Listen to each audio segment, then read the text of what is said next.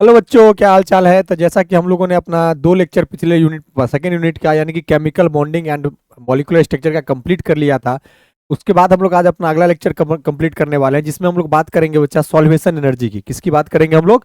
Solvation energy की। Solvation energy क्या होता है, सॉल्वेशन एनर्जी क्या होता है, इसके बारे में थोड़ा सा चर्चा हम लोगों ने वहां भी किया था जब हम लोग पढ़ रहे थे आयनिक कंपाउंड के बारे में। तो वहां पर भी हम लोगों ने थोड़ा बहुत इसकी चर्चा की थी। मैंने आपको बताया था कि इस टॉपिक को हम लोग डिटेल में पढ़ेंगे आगे।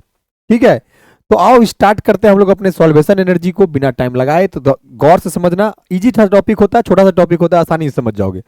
देखो, पहले इसका जरा डेफिनेशन देख लो, फिर हम समझाते हैं आपको। जो मेरा तरीका है, पहले आप पढ़ लो, फिर समझाते हैं कि कैसे होता है, ये क्या कहना चाह रहा है। देखो लिखा ये, द एनर्जी रिलीज्ड और absorbed due to interaction between the solute and solvent known as solvation energy. समझ में नहीं आया?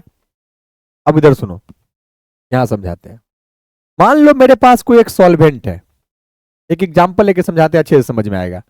मान लो मेरे पास एक सॉल्यूट है जो आपको NaCl, जो आपको पता है कि Na प्लस आयन और Cl माइनस आयन से मिलकर बना होता है। इसको हम लोगों ने डिजोल्व कर दिया पानी में। पानी का मॉलिक्यूल का स्ट्रक्चर ऐसा बनाते हैं हम लोग। ठीक, तो अब होता क्या है, ये अपना सॉल्वेंट है बच्चा, और ये NaCl मान लो अपना सॉल्यूट है। ठीक, जरा समझना। तो होगा क्या, ये जो वाटर है, वाटर में आपको पता है कि ऑक्सीजन का इलेक्ट्रोनेगेटिविटी क्या होता है, हाइड्रोजन से ज्यादा होता है। तो ऑक्सीजन क्या करेगा, यहां जो 2 इलेक्ट्रॉन शेयर करके बॉन्ड बना है ना ऑक्सीजन हाइड्रोजन के बीच में, इस शेयर्ड इलेक्ट्रॉन को अपनी ओर खींचने की कोशिश करेगा, जिससे ऑक्सीजन पे आ जाएगा डेल माइनस चार्ज और हाइड्रोजन पे आ जाएगा डेल प्लस चार्ज। है कि नहीं? तो ये वाटर मॉलिक्यूल अभी पोलर नेचर का है। ये जो सॉल्वेंट है अपना, अभी ये किस नेचर का है? पोलर नेचर का है। तो ये पोलर नेचर का सॉल्वेंट, मान लो इस पे माइनस चार्ज, इस पे प्लस चार्ज, तो ये माइनस चार्ज वाला बेचारा प्लस चार्ज के वेट में होगा कि कोई प्लस चार्ज हमको कहीं से मिले।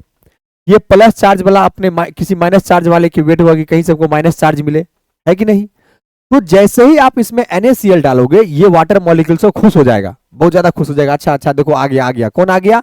तो भाई इसको चाहिए था प्लस चार्ज, तो इसको यहां दिखेगा, यहां दिखेगा। अच्छा, NaCl में इस सोडियम के पास प्लस चार्ज है, और H प्लस खुश हो जाएगा क्या देख के? H प्लस खुश हो जाएगा इस Cl माइनस को देख के, क्योंकि इसमें प्लस चार्ज है, इसको माइनस चार्ज चाहिए, तो ये खुश हो जाएगा इस Cl माइनस को देख के, और ये भागेगा, ये इसको देख के खुश हो जाएगा। क्यों खुश हो जाएगा? क्योंकि H पे प्लस चार्ज, तो उसको माइनस चार्ज चाहिए, जो कि Cl माइनस में उसको दिखेगा। ऑक्सीजन पे माइनस चार्ज, तो उसको प्लस चार्ज चाहिए खुद का चार्ज खत्म करने के लिए, तो उसको Na प्लस दिखेगा। तो ये दोनों भाई एक इस दोनों को अपनी ओर खींचने की कोशिश करेगा, यानी कि Na प्लस और Cl माइनस के साथ क्या करेगा, ये सॉल्वेंट का वाटर मॉलिक्यूल यानी कि ऑक्सीजन का डेल माइनस Na प्लस के साथ इंटरेक्शन करेगा, और हाइड्रोजन का जो वाटर का जो H प्लस है वो Cl माइनस के साथ इंटरेक्शन करेगा। और इस इंटरेक्शन में ये जो सॉल्वेंट के मॉलिक्यूल है जो कि सॉलिड मॉलिक्यूल के साथ यहाँ पे इंटरेक्शन कर रहे हैं, इस इंटरेक्शन में जो एनर्जी रिलीज होगा या एब्जॉर्ब होगा, बच्चा जनरली रिलीज होता है, तो जो एनर्जी यहाँ रिलीज होगा या एब्जॉर्ब होगा बच्चा, इसी एनर्जी को हम लोग क्या बोलते हैं? सॉल्वेशन एनर्जी बोलते हैं। कौन सा एनर्जी बोलते हैं? Solvation energy. तो किसी भी, तो जब भी हम लोग किसी सॉल्यूट को सॉल्वेंट के अंदर में डालते हैं, तो सॉल्यूट मॉलिक्यूल और सॉल्वेंट मॉलिक्यूल के बीच में जो इंटरेक्शन होता है, जो यहाँ इंटरेक्शन दिख रहा है, इस इंटरेक्शन की वजह से जो एनर्जी एब्जॉर्ब या रिलीज होता है, उसी एनर्जी को हम लोग क्या बोलते हैं? हम लोग सॉल्वेशन एनर्जी बोलते हैं। और अगर आपका सॉल्वेंट वाटर है तो आप वहां पे एक स्पेशल नाम भी दे सकते हो, उसको हाइड्रेशन एनर्जी भी बोल सकते हो। वही बात यहाँ पे लिखा हुआ है कि द एनर्जी रिलीज और absorb due to interaction between the solute and solvent known as solvation energy. अभी जो मैंने आपको बातें समझाई NaCl का एग्जाम्पल लेके वाटर मॉलिक्यूल के अंदर में, उसी एग्जाम्पल को यहाँ वर्ड में एक्सप्लेन करके लिखा हुआ है। जरा देखो, जो बात हम बोले वही बात यहाँ लिखा है कि नहीं लिखा है। कहा व्हेन एन आयनिक कंपाउंड, मान लो कोई ionic compound such as sodium chloride is placed in a polar solvent. अब NaCl पोलर नेचर का होता है, पोलर मतलब जिसके चार्ज हो, तो NaCl में Na plus Cl minus charge होता है, तो ये पोलर नेचर का है। तो जब इसको हम लोग किसी पोलर सॉल्वेंट के अंदर डालते हैं, जैसे कि वाटर के अंदर मान लो इसको डाले, the polar molecules of water surround the ions of the solid. तो ये जो सॉलिड NaCl डाले थे ना, उसको ये जो वाटर के पोलर मॉलिक्यूल्स है ये चारों बगल से घेर लेते हैं। यानी कि वाटर के तो बहुत सारे मॉलिक्यूल्स होंगे ना, तो यहां तो एक मॉलिक्यूल से घेरते हुए दिखाए, और भी वाटर के मॉलिक्यूल होंगे, और भी वाटर के मॉलिक्यूल होंगे। तो ये डेल ऑक्सीजन का माइनस इसको घेरेगा चारों बगल से, और भी वाटर के मॉलिक्यूल होंगे जिसमें ऑक्सीजन का माइनस Na+ को घेरेगा चारों बगल से, इस प्रकार से, है कि नहीं। सिमिलरली H2O के जो और मॉलिक्यूल होंगे उसका H+ इस Cl- को घेरेगा चारों बगल से, है कि नहीं, बताओ। और भी वाटर मॉलिक्यूल के H+ इस Cl- को घेरेगा चारों बगल से। तो जो सॉल्यूट मॉलिक्यूल्स होते हैं उसको क्या करता है, आपका वाटर सॉल्वेंट का मॉलिक्यूल्स सराउंड कर लेता है, चारों बगल से घेर लेता है। वही बात बताएं। अब कौन सा मॉलिक्यूल्स किसको घेरेगा, तो जो सॉल्वेंट मॉलिक्यूल का निगेटिव एंड होता है वो सॉल्यूट मॉलिक्यूल्स के प्लस वाले एंड को अपनी ओर खींचता है, यानी कि उसको घेरता है।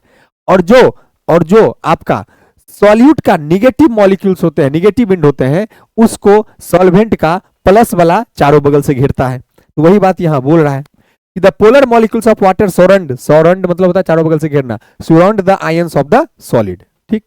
The positive end of the water का जो पॉजिटिव एंड है, मॉलिक्यूल्स अट्रैक्ट Cl- आयन, यानी कि निगेटिव आयन। तो यहाँ एग्जांपल NaCl लिए थे, तो NaCl में निगेटिव आयन Cl- था, इसलिए यहाँ Cl- लिखा हुआ है। तो Cl- को क्या करेगा, वाटर का पॉजिटिव एंड अपनी ओर खींचेगा, और निगेटिव एंड जो है वाटर का O- वो Na+ को अपनी ओर क्या करेगा, अट्रैक्ट करेगा, अपनी ओर खींचेगा। वही बात यहाँ लिखा हुआ है। ठीक। अच्छा, ड्यू टू दिस पुल, इस पुलिंग के वजह से, मतलब Na+ को O- अपनी ओर खींच रहा है, Cl- को H+ अपनी ओर खींच रहा है, तो इस पुलिंग की वजह से Na+ and Cl- ion leave the crystal lattice and get enveloped by the oppositely charged ends of the water molecules. तो इससे क्या होता है भाई, इससे क्या होता है, जब वो देखो O- क्या कर रहा है यहाँ पे, O- इस Na+ को अपनी ओर खींच रहा है, Cl- को H+ अपनी ओर खींच रहा है, तो एक समय ऐसा आएगा कि ये वाला बॉन्ड यहां से ब्रेक कर जाएगा। जैसे ही ये वाला बॉन्ड ब्रेक करेगा तो Na+ अकेला हो गया, Cl- अकेला हो गया। तो वाटर के बहुत सारे मॉलिक्यूल इस Na+ को चारों बगल से घेर लेते हैं। वाटर का जो ऑक्सीजन वाला एंड होगा, वो ऑक्सीजन वाला एंड क्या करता है, चारों बगल से इस Na+ को घेर लेता है। सिमिलरली वाटर का जो H वाला एंड होता है वो इस Cl- को चारों बगल से घेर लेता है, चारों बगल से घेर लेता है।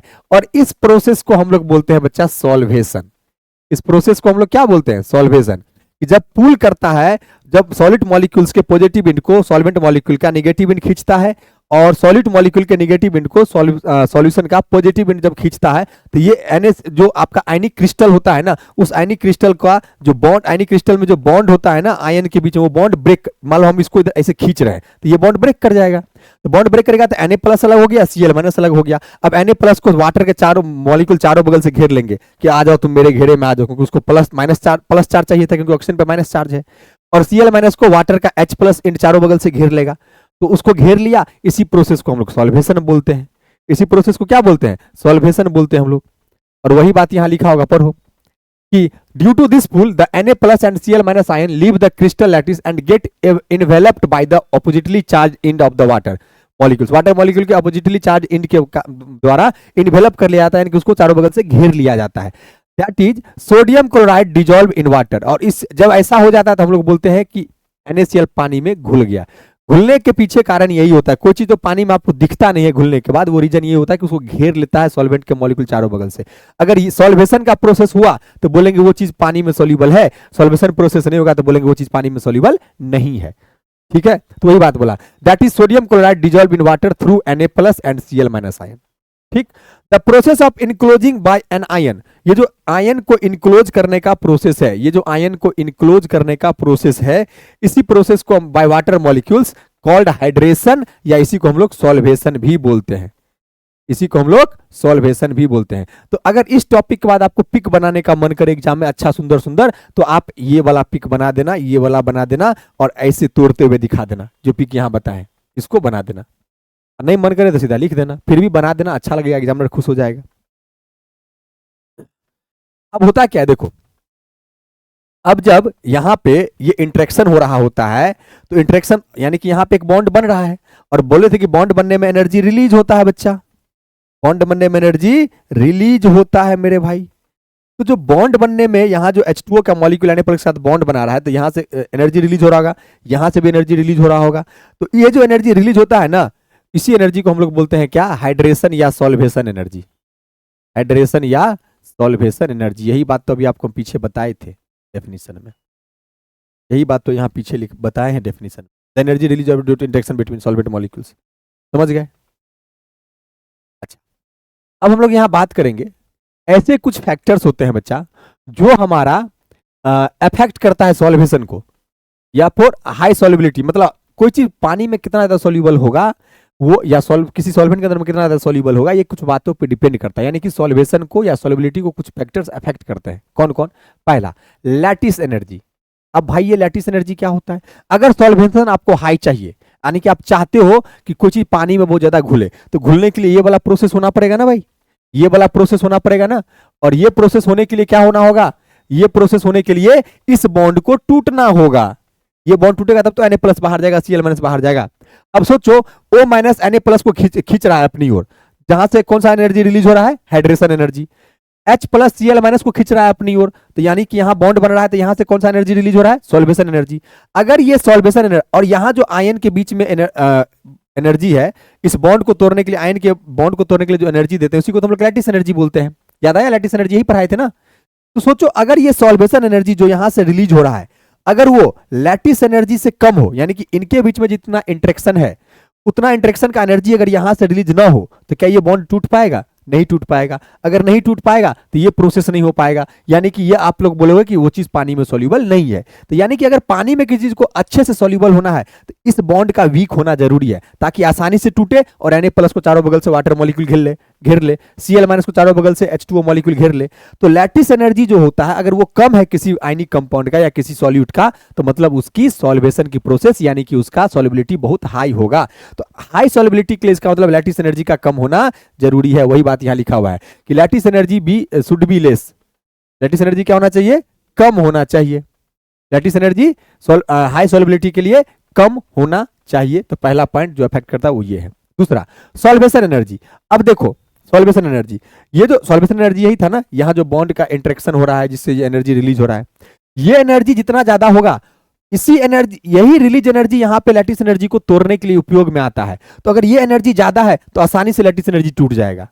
और अगर ये लैटिस एनर्जी टूटा, मतलब ये लैटिस एनर्जी का बड़ा मतलब, अगर मान लो ये बॉन्ड टूटा, तो Na+ को आसानी से वाटर के चारों मॉलिक्यूल चारों बगल घेर लेंगे, यानी कि सॉल्युबिलिटी बहुत अच्छा हो जाएगा। तो अगर सॉल्वेशन एनर्जी ज्यादा है, तो उस केस में इस बॉन्ड को तोड़ना आसान होगा, क्योंकि यही एनर्जी जो इंटरेक्ट हो रहा है ना सॉल्वेंट का मॉलिक्यूल इस सॉलिड मॉलिक्यूल के साथ, जिस इंटरेक्शन की वजह से यहाँ जो एनर्जी रिलीज हो रहा है, जिसको सॉल्वेशन एनर्जी कहते हैं, यही एनर्जी उपयोग में लाया जाता है NaCl क्रिस्टल को तोड़ने के लिए। तो ये एनर्जी जितना ज्यादा होगा, ये बाउंड उतना आसानी से टूटेगा, तो सॉल्वेशन उतना अच्छे से होगा। तो इसका मतलब, अगर सॉल्युबिलिटी हाई चाहिए, किसी चीज को पानी में ज्यादा घोलना है, तो इसका मतलब क्या होना चाहिए बच्चा? इसका ये मतलब है कि आपको सॉल्वेशन एनर्जी का हाई होना जरूरी है। Solvation energy should be high. Solvation energy should be high. Solvation energy क्या होना चाहिए? हाई होनी चाहिए। डन। अच्छा, अब है पोलैरिटी ऑफ सॉल्वेंट। अब देखो, सोचो, मेरे पास आयनिक सॉलिड है जो कि पोलर नेचर का होता है, तुम उसको नॉन पोलर सॉल्वेंट में घोल दिए, तो भाई नॉन पोलर सॉल्वेंट के पास तो कोई ऐसा मॉलिक्यूल ही नहीं जो आयनिक सॉलिड के कैटायन एनायन को अपनी ओर खींच सके, तो उसका बॉन्ड टूटना मुश्किल हो जाएगा, तो सॉल्वेशन प्रोसेस ही नहीं वहां पे हो पाएगा। तो वही बात बोला यहां पे कि ionic solid are more soluble in polar solvent and least soluble in non polar solvent. Non polar solvent है तो कोई ऐसा मॉलिक्यूल सॉल्वेंट में है ही नहीं जो पोलर सॉल्वेंट के पोलर सॉल्यूट के साथ इंटरेक्ट कर सके, यानी कि उनके बॉन्ड को तोड़ के उसको चारों बगल से घेर सके और सॉल्वेशन की प्रोसेस कर सके। इसका मतलब जो आयनिक सॉलिड होता है ना अपना, यानी कि जो सॉल्युबिलिटी की प्रोसेस होती है ना, इस बात पे भी डिपेंड कर रहा है कि सॉल्वेंट और सॉल्यूट का नेचर कैसा है। अगर दोनों पोलर नेचर के हैं, तो सॉल्वेशन अच्छे प्रोसेस में होंगे। ठीक, तो ये बात बोला, ionic solid are more soluble in polar solvent and least soluble in non polar solvent. समझ गए? Clear? Next, ionic size. Ionic size क्या? देखो देखो, सॉल्वेशन के लिए बच्चा एक पॉइंट ध्यान पे रखना, आयनिक साइज और आयनिक चार्ज को हम एक साथ बता देते हैं।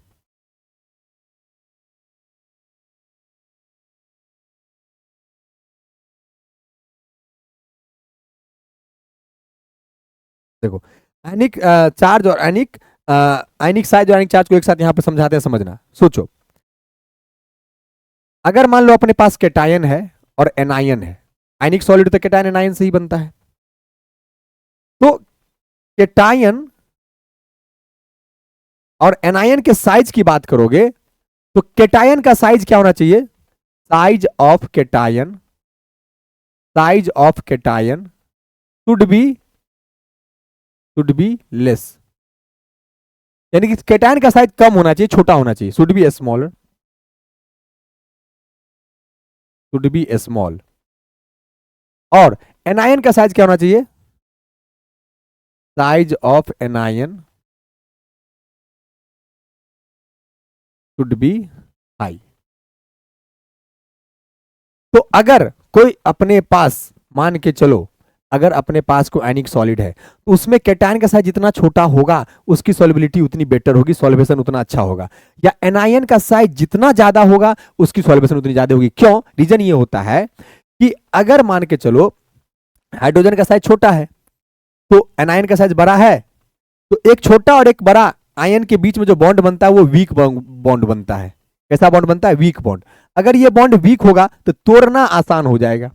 क्या हो जाएगा? तोड़ना। ऐसे समझाते हैं, तो तोड़ना, इसमें देखो कैटायन और एनायन के बीच में अगर साइज का डिफरेंस है, साइज का डिफरेंस है तो उस बॉन्ड को तोड़ना आसान होता है। या तो दोनों लार्ज, कैटायन एनायन दोनों लार्जर साइज का है तो बॉन्ड मजबूत बनेगा, दोनों स्मॉलर साइज का है तो बॉन्ड मजबूत बनेगा। एक लार्जर एक स्मॉलर है तो बॉन्ड वीक बनता है, और बॉन्ड वीक है तो लैटिस एनर्जी इसका मतलब कम होगा, यानी कि कैटायन एनायन के बॉन्ड को तोड़ना आसान हो जाएगा, तो सॉल्वेशन बेटर तरीके से हो जाएगा। तो अब तुम्हारे माइंड में सवाल उठेगा, सर तो फिर एनायन का साइज क्यों बड़ा रखना है? कैटायन का साइज बड़ा, एनायन का साइज छोटा कर दीजिए। तो हम ऐसे समझाते हैं, देखो कैटायन का बॉन्ड किसके साथ बनता है? ऑक्सीजन के साथ। वाटर मॉलिक्यूल में ऑक्सीजन था ना, ऑक्सीजन के साथ। और एनायन का किसके साथ बनता है? हाइड्रोजन के साथ। तो हमने क्या बोला, आपको क्या बताया? अब ऑक्सीजन जब कैटायन के साथ बॉन्ड बनाएगा तो ये वाला बॉन्ड भी आपका क्या बनेगा? वीक। और यानी कि ये वाला बॉन्ड क्या बनेगा? स्ट्रॉन्ग। और हाइड्रोजन जब एनायन के साथ बॉन्ड बनेगा तो ये बॉन्ड भी, ये किसका क्या करेगा? इसको आसानी से इसका भी बॉन्ड स्ट्रॉन्ग बनेगा। तो स्ट्रॉन्ग बॉन्ड लार्ज एनायन के साथ हाइड्रोजन का बनता है और स्मॉल कैटायन के साथ ऑक्सीजन का बनता है। इसीलिए कैटायन का साइज छोटा और एनायन का साइज बड़ा रखना जरूरी है। तो आप सीधा याद रख लो ना, अगर आपको, अगर मान ले बात करें सॉल्वेशन प्रोसेस के लिए, कैटायन का साइज का छोटा होना चाहिए और एनायन के साइज का बड़ा होना चाहिए। तो एनायनिक आयनिक साइज पे इस प्रकार से डिपेंड करता है। लेकिन अगर वही बात करें आयनिक चार्ज का, आयनिक चार्ज, तो बच्चा आयनिक चार्ज कम होनी चाहिए। आयनिक चार्ज क्या होनी चाहिए? Less. Ionic charge should be less. अब रीजन क्या है इसका? देखो, अगर आयनिक चार्ज ज्यादा है तो पढ़ाए थे आयनिक कंपाउंड, आयनिक चार्ज ज्यादा रहने से आयनिक बॉन्ड मजबूत बनता है, यानी कि लैटिस एनर्जी हाई हो जाएगी तो आयनिक बॉन्ड को तोड़ना मुश्किल हो जाएगा, तो आयन बाहर नहीं जा पाएगा, तो सॉल्वेशन प्रोसेस नहीं हो पाएगा। अगर चार्ज कम है तो बॉन्ड वीक होगा, और अगर बॉन्ड वीक होगा तो उस बॉन्ड को तोड़ना आसान होगा, और बॉन्ड को तोड़ना आसान होगा तो सॉल्युबिलिटी हाई होगी, सॉल्वेशन अच्छा होगा। इसी वजह से साइज का कम होना और सॉरी आयनिक चार्ज का कम होना, कैटायनिक साइज का छोटा होना, एनायनिक साइज का बड़ा होना सॉल्युबिलिटी को अच्छा बनाता है। और वही बात यहां पे लिखा हुआ है कि if radii of anion be large while cation be smaller increase solubility. ठीक, और साइज के हिसाब से देखो क्या लिखा हुआ है, more the ionic charge less be solubility. अगर आयनिक चार्ज ज्यादा है तो सॉल्युबिलिटी कम होगा, यानी कि आयनिक चार्ज को कम रखो, सॉल्युबिलिटी ज्यादा होगा। ये कुछ फैक्टर्स हैं जो सॉल्युबिलिटी या सॉल्वेशन प्रोसेस को अफेक्ट करते हैं। बच्चा, यही था अपना सॉल्वेशन एनर्जी की कहानी। तो आप यहां तक अच्छे से कंप्लीट कर लेना। तो अगले लेक्चर में फिर हम लोग मिलेंगे, तब तक के लिए thank you so much, take care you all, love you all, bye bye, see you next lecture बच्चा। ठीक है, जितना पढ़ाते जा रहे हैं उसको अच्छे से कंप्लीट करते चलो। अपने से भी देखो, पहले तो मेरा वीडियो देखो, उसको पढ़ो, फिर खुद से अपने सेंटेंस में लिखने की कोशिश करो अगर लिख पाते हो तो, ताकि एग्जाम में लिखने की प्रैक्टिस अभी से हो जाए। और अगर नहीं लिख पा रहे हो तो मेरा जो नोट दिया जाता है आपको, उस नोट को अच्छे से प्रिपेयर करो, खुद से कॉपी में नोट बनाओ और उसको पढ़ो। ठीक है, done. Thank you so much, मिलते हैं नेक्स्ट लेक्चर में बच्चा।